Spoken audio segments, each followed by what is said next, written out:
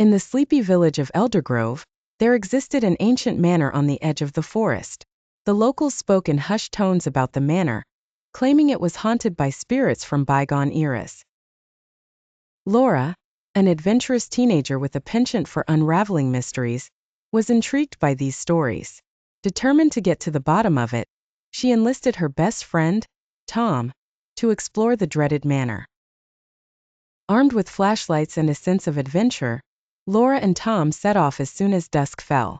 As they approached the manor, an eerie silence enveloped them, and the once chirping crickets fell silent. The door to the manor creaked open on its own, sending shivers down their spines. Stepping inside, they were greeted by a cold gust of wind that seemed to whisper their names. Old portraits hung on the walls, their eyes appearing to follow the pair as they ventured deeper. Cobwebs danced in the dim light of their flashlights. As they climbed the grand staircase, they noticed a door slightly ajar at the end of a long hallway. A faint, otherworldly glow emanated from within. Mustering their courage, they pushed open the door to reveal a dusty old bedroom. In the center was an ornate mirror that seemed out of place in the decrepit room. As Laura approached the mirror, she felt a strange pull, and her reflection began to morph into something ghoulish. Suddenly, the room plunged into darkness, and a cacophony of whispers filled the air. The whispers grew louder, culminating in a chilling chorus that uttered a single word: "Leave!" Just as Laura and Tom were about to flee, they noticed a figure emerging from the shadows. A ghostly woman with hollow eyes and a sorrowful expression. She stretched out her hand, and in a voice barely above a whisper said, "Help me." Hesitant but compassionate, Laura asked how they could help. The ghostly woman revealed she was trapped by a powerful curse and could not leave the manor. Laura promised they would find a way to break the curse. After hours of searching through old texts and hidden compartments, they discovered an ancient book with instructions to lift the curse through a ritual. As they performed the ritual in the eerie glow of moonlight, the ghostly woman began to fade. Just when they thought the ordeal was over, the air grew heavy, and a sinister laughter echoed through the manor.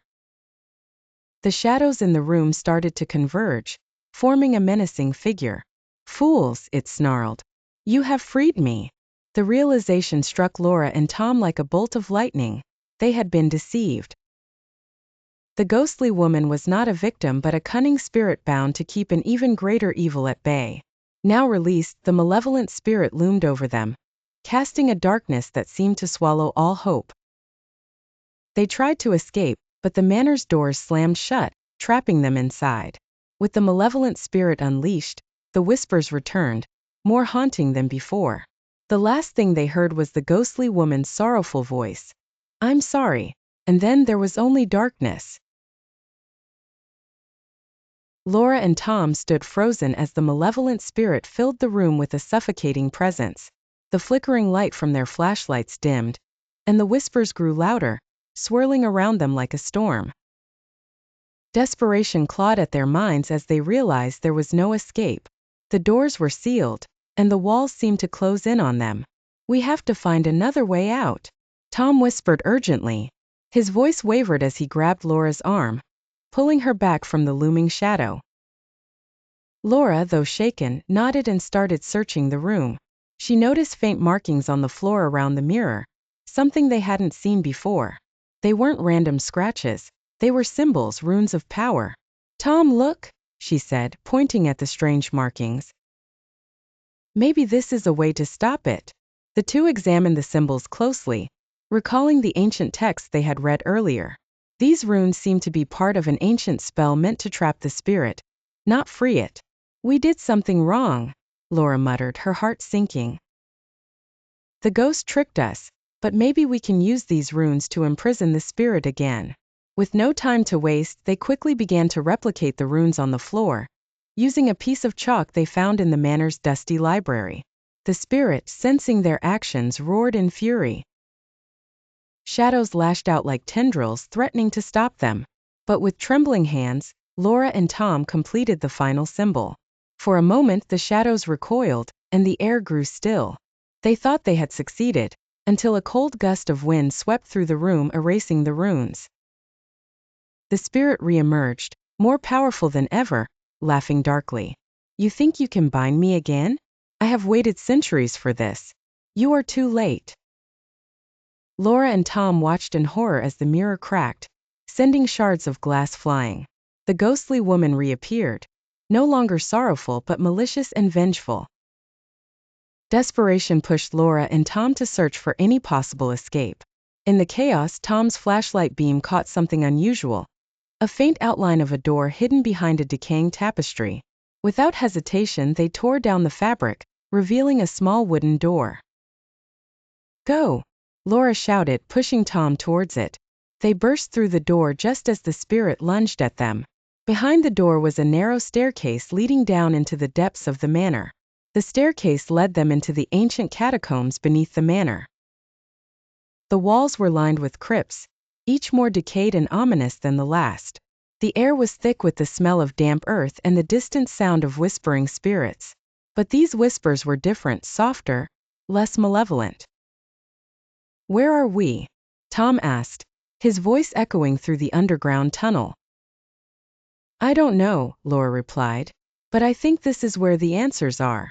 They continued deeper into the catacombs, hoping to find a way to defeat the malevolent spirit. As they ventured deeper, they stumbled upon a chamber filled with ancient relics and inscriptions. The walls were covered with carvings of the manor's history, depicting the original owners, guardians of the village who had protected Eldergrove from the dark forces that lurked beyond the forest. The malevolent spirit they had released was once a powerful sorcerer, bound by these guardians to prevent him from unleashing chaos upon the world. We need to find the weapons they used, Laura realized.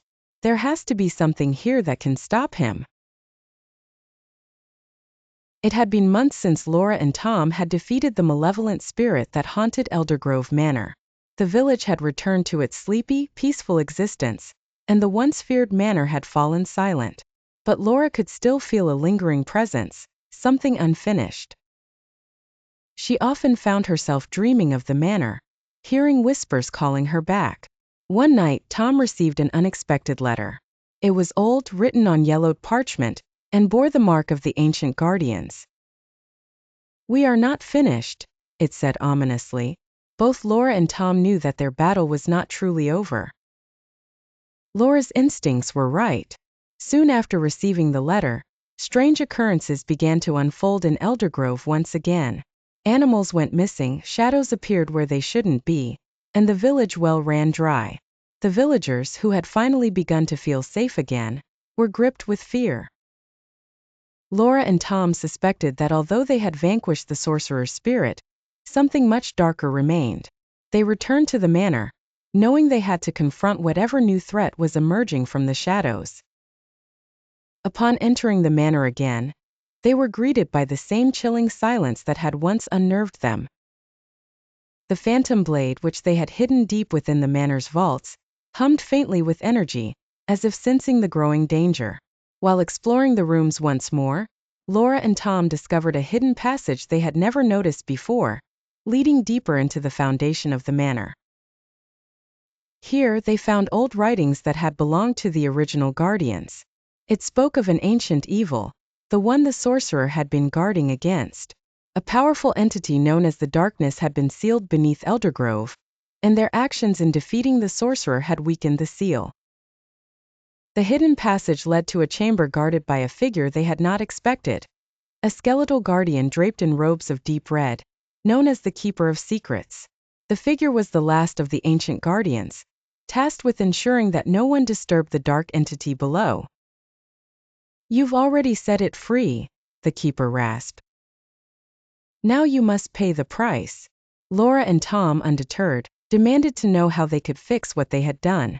The keeper reluctantly agreed to help them, revealing that only a ritual combining the powers of the ancient guardians and the living could reseal the darkness. But the cost would be high. To perform the ritual, Laura and Tom needed to gather the lost relics of the guardians, each imbued with power. The phantom blade was one, but 3 more remained hidden within the village and the forest. Time was running out as they felt the grip of darkness tightening around Eldergrove. Their first task was to locate the Ring of Shadows, a relic hidden deep within the Eldergrove forest, said to manipulate light and dark. But the forest was not as they remembered. It had grown twisted, the trees gnarled and the path obscured.